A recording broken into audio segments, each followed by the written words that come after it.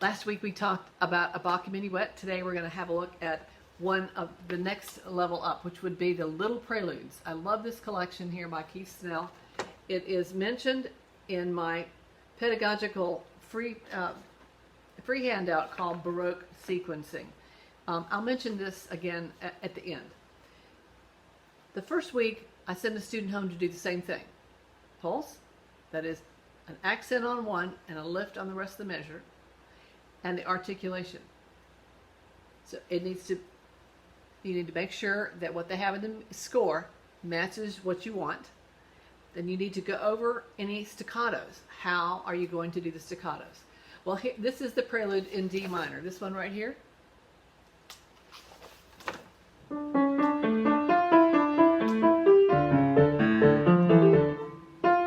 What are we going to do with that?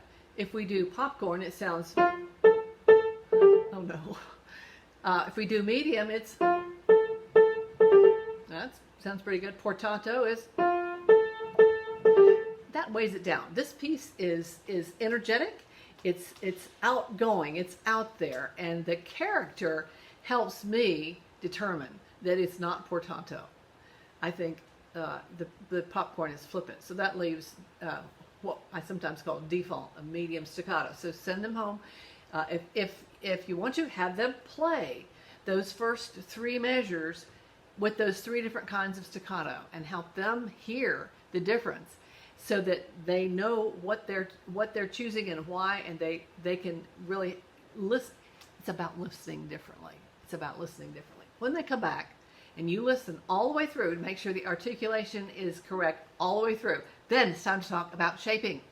In the minuets, you have nice little four-measure phrases, which is so nice because you're dealing with contrasting articulation, and that's enough.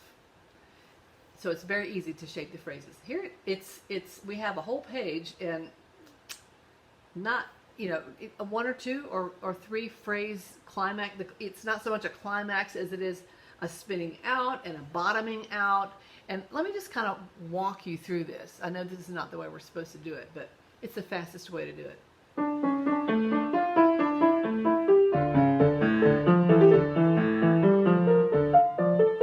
Crescendo.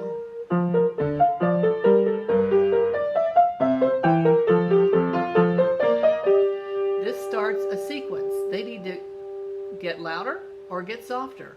I like this one to get softer. If you're not sure, try both ways, louder and softer. And if you still can't decide, then if the pattern repeats itself at a lower pitch, opt for the getting softer. Let me lead up to this again. Sequence. Bottom out. Crescendo.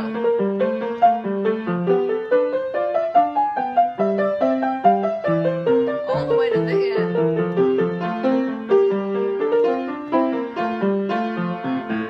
And there is your climax right there, the last measure.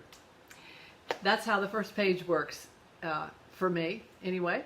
So I would have students, they have to be able to carry a crescendo and a diminuendo over the space of a number of measures. And so that's, for one thing, I would never teach phrasing with something like this. This comes when the student knows about contrasting articulation and phrasing. Now, here is, there is a free handout on Top Music Marketplace. This is what it looks like. It has suggested order of teaching the Bach pieces and some specific order inside the Little Preludes and the Inventions, and etc. Also, I will mention that the elementary stages has been redone. Thank you. Big shout out to Julie Meyer out there from Utah who took it upon herself to retype the entire thing for me. And I'm just so grateful because it looks so much better. But also together she found actually discrepancies. I had listed things twice. And so I looked at them and decided, not that one, we'll keep this one. And so you won't find the discrepancies anymore. So you might want to download that again. It, again, is free, elementary stages on Top Music Marketplace.